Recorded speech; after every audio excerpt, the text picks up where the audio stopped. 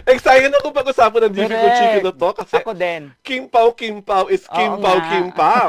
Ito po si Alwin Ignacio, the Diva That You Love. Kasama ko ang aking kaibigang Bonggang-Bongga. Lency Bongga, ang Ito taas. po ang TT Show. Ang taray na tala kayo yung Showbiz Edition. Tumaas ang pitch ko, di ba? Correct kami. Kasi nga, ayon sa mga dalahira at sa pangkat-kat-katera, hinahamong nilang maigi sa barangay Magpaliwanag si Kim Chiu matapos mapanood ng lahat, mabagsakan ng panga at mamatay sa inggit at kilig. Ang sambayanan nanonood ng What's Wrong with Secretary Kim kasi nga nagka-bedside na si Chairman, Correct. Nice. si Vice Chairman at si Secretary Kim.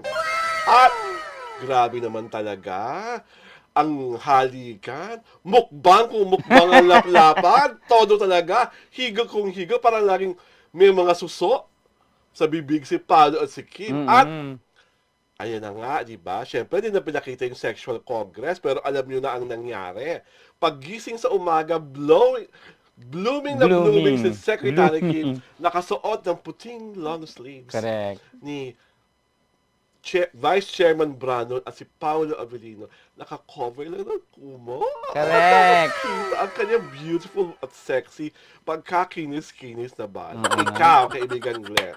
Ano ang naging reaction mo dahil sa kahindik-hindik na paglalabing-labing Oo. ni Secretary Kim? Napaganon talaga ako sa bedside nila. Napaganon daw. Ako parang hindi ko maintindihan ang naramdaman ko na napanood ko yun. Mas nalalaman sa akin ata inggit. Nainggit talaga. Ako rin, slight. Di ba? Parang Kim! Oo Ano nga. ba? Huwag naman ganyan. Sobra naman. Oo. At ang arte-arte ni Kim nung meron siyang panayam, ang dami Oo, na- may interview siya. Oo, ginalaro na lang yung sa ano, yung sa Korean Sa Korean. version. Para namang hindi ganyan ka-intense yun sa Korean version. Yun naman daw yung kanilang Pinoy Ay, taste. oo. Taste sa Pinoy. Iba talaga ang panlaki ng mga Pinoy pagdating sa mga loving scenes, di ba? Talagang sobrang makatotohanan, sobrang all mind to give, sobrang pusong-puso, di ba? At parang nararamdaman mo na may kung anong kumikislot Correct. sa ilalim ng kama, at sa ilalim ng kumot. Ano yung kumikislot? Ayoko nang Bahala na. pag-usapan. Kayo na yon. Malalaki na kayo. At yun naman talaga ang dahilan kung bakit ginawa ang eksena yun. Para tayo kiligin, para tayo, alam nyo na, lumawak ang ating mga imahinasyon. At very recently, nakita namin si Kim Correct. sa isang pangmalakasang event dahil siya po ngayon ang endorser ng isang collagen drink, Beauty drink. isang beauty drink infused with collagen mula sa brilliant skin ni Miss Glenda de la Cruz. Ikaw, kapatid, nagtanong ka kay Kim doon. Ikwento mo muna ang pagkatanong mo kay Kim. Oo, syempre yung Hello Mellow, di ba? Hello, Mellow. Oo. Yun nga, tinanong ko si Kim kung ano yung kung ano yung mga bagay na kaganapan sa buhay niya na nagpapa-brilliant at nagpapa-hello mellow sa kanya, di ba? Yes.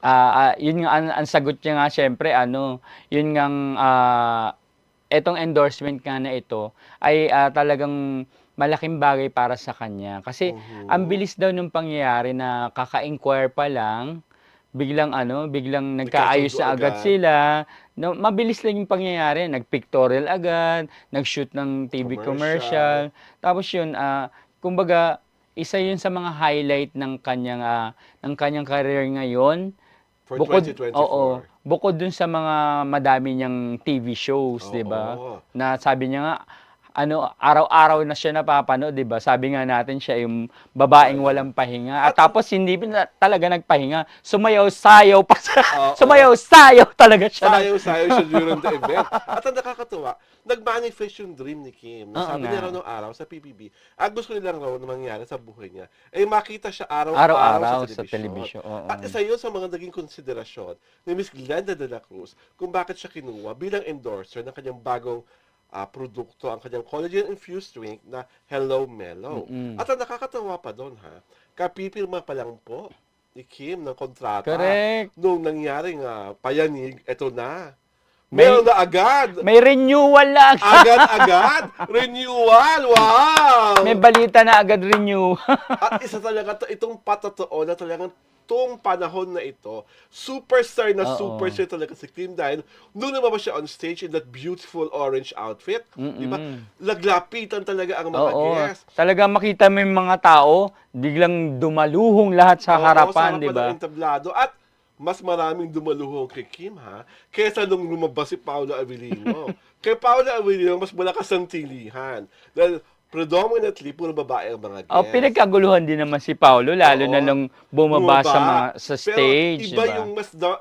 iba yung mas maraming taong lumapit sa entablado nung si Kim na. Oo. Kahit ba sabihin, at puro babae, di ba? Halos Oo. lahat yung audience. Sabihin natin na kaya nandun si Paulo dahil si Paulo po ay endorser naman ng Brilliant Medical Group. Oo. Yun po ang nagpapakinis, nagpapapogi, at kung ano-anong ginagawa kay Paolo Avellino. At ang maganda doon, ang pangako ni Paolo, sa darating na panahon na para daw silang Brilliant Skin Endorsers, mag-jujuit sila. Oo. Kim. Muntik, in the nearest muntik na nga future. sanang maganap nung gabing iyon, di ba? Kaya lang, parang hindi pa panahon. Oo. Di ba? O, kaibigan ko, balita ko, may mga nakakilala kang mga Kim Pao. Ayan nga. Kung nandun tayo sa nasabing iba't ibang gender, pakibati mo na sila. Tuwan-tuwa ako kasi sinabi talaga, nung unang pa lang, hindi ko na sa actually kilala, pero nginingitian na nila ako. Oo. Kasi daw nanonood sila ng The Titi Ay! Show! Hello, guys! Nakakatuwa kasi Batiin mo na sila. ito ang Kim Pao Universe. Siyempre, kinuha ko mga pangalan nila dahil natuwa ako sa kanila. Ang members ng Kim Pao Universe na nandun na meet ko, sina Leia, si Chris, si Mercy, Summer, at si Pre. Yan, shout out sa inyo, Kim Pao Universe. Thank Hey, you. people from the Kim Pao Universe, thank you for loving the Kitty Show. At of course, ang inaabangan nating lahat, magpropose na Oo, ayan na. si Vice Chairman Brandon Brandon. kay Secretary Kim. Nako, mas nagiging exciting ang What's Wrong with Secretary Kim dahil marami pang mga emotional development Oo, ang mangyayari sa dalawang katauhan. Ilang episodes na lang actually. Oo, bago mangyari ang kahindik-hindik at nakakakilig na kasalan. Kasalan. Ang susunod nating tanong, syempre, si Kim ba at si Paolo ay ikakasal na rin? Ay! Pagkatapos ng television show? Or, si Kim ba at si Paolo ay talagang gagawa ng bonggang-bonggang pelikula Correct. inaabangan nating lahat? Diba? Tama. Ako sobra akong impressed during the launch kasi parang wala kang kapaguran si Kim. Oo, Tapos totoo. ang bubbly-bubbly at yung bubbly na natural, ha? Oo. Hindi yung bubbly na pilit. Correct. At nakakatuwa na parang nakakita siya ng sister sa katauhan ni Miss Glenda de la Cruz. At nakakatuwa rin na talagang eto, napakagwapo po ni Paolo nung gabing yon. Diba? Grabe. Paolo, hindi ko alam kung saan mo nakukuha ang ganyang kagwapuhan. It must be love, I suppose. At saka natuwa ko kay Kim, 'di ba? Pinag-uusapan natin yung nakaraan, yung mga artistang nakakakilala at hindi nakakakilala sa atin. Pero si Kim, natandaan niya ako. Yes! At sabi niya pa, uy, humaba na ang buhok ko. Oh, fairness. Kaya mo lalong mamahalin si Kim. Correct. Chiu.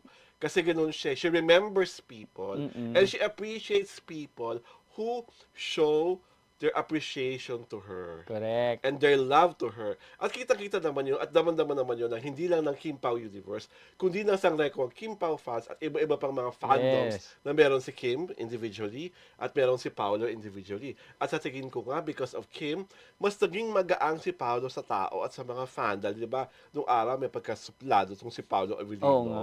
Pero nung simulang nagtambal sa Simplado Kim, ang dating lang, pero Oo. hindi naman talagang suplado. pero mas gumaang siya, ha? Oh, yes, Tapos ibang of course. aurahan, nung naging Para mas naging open si Paulo ngayon. Oo, nag-iba niya talagang aura niya, pati pakikitungo niya Yes, sa lahat.